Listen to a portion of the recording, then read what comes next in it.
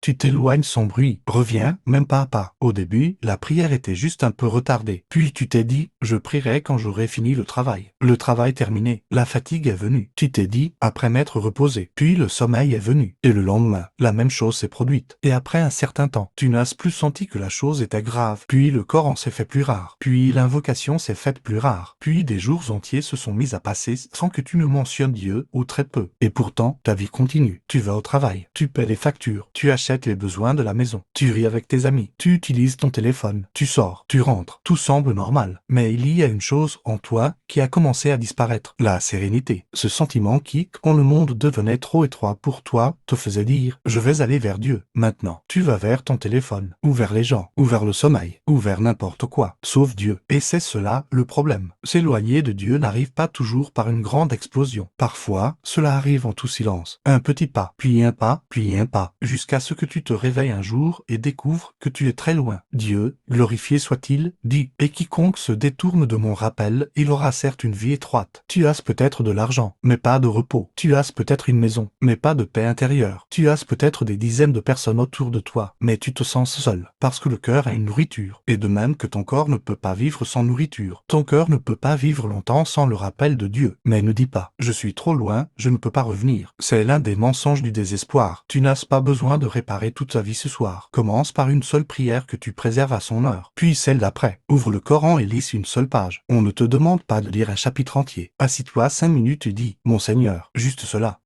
Ces choses peuvent te sembler petites, mais le cœur revient par de petits pas. Et souviens-toi, tu n'es pas arrivé à l'éloignement en un jour, alors n'exige pas de toi-même d'arriver à la proximité en un jour. Donne-toi du temps, mais ne repousse pas le commencement, parce que le diable aime le mot. Demain, demain, je prierai. Demain, je lirai le Coran. Demain, je délaisserai ce péché. Demain, je commencerai. Puis demain arrive, et un autre demain vient après lui. Puis une année passe, puis deux, et soudain, tu dis, comment tout ce temps a-t-il pu passer? N'attends pas de ressentir de l'enthousiasme. Commence, même si tu ne ressens rien. Lève-toi pour la prière, même si ton cœur est lourd. Ouvre le Coran, même si tu n'en ressens pas l'envie. Évoque Dieu, même si ta langue est sèche. Parfois, le cœur ne vient pas en premier. Parfois, c'est toi qui viens en premier. Puis le cœur vient derrière toi. Et toi qui vis loin de ta famille, ou dans une société différente, qui travaille de longues heures et qui rentres épuisé, ne laisse pas la pression de la vie te voler la seule chose qui donne un sens à ta vie. Le travail est important. L'argent est important. La famille est importante. Ton avenir est important. Mais toutes ces choses deviennent plus lourdes quand tu les portes tout seul. Dépose-les auprès de Dieu. Avant de commencer ta journée, dis « Mon Seigneur, bénis-moi dans mon travail ». Avant d'entrer dans ta maison, dis « Mon Seigneur, fais de moi une miséricorde pour les miens ». Avant de dormir, dis « Mon Seigneur, pardonne-moi les erreurs que j'ai commises aujourd'hui ». Transforme toute la journée en une relation avec Dieu. Ne fais pas de la religion une chose séparée de ta vie. L'islam, ce n'est pas une heure à la mosquée, puis le reste de la journée loin de Dieu.